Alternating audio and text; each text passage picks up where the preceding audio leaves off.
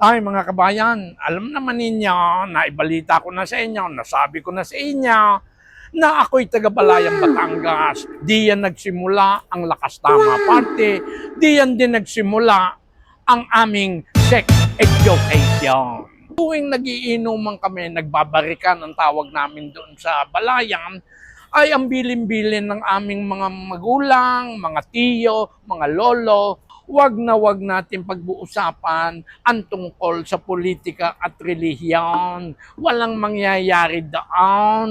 Ay ano po ang pag-uusapan namin?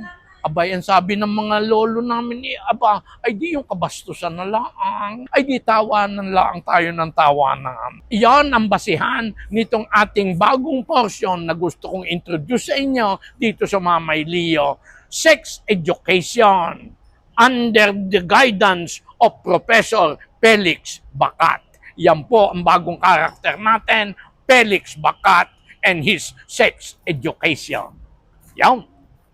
Ay siya mga kabayan, ay di follow and subscribe na lang kayo din sa Facebook, YouTube at TikTok din sa aking Mamay Leo. Maraming salamat po sa inyo. Yun. Oh.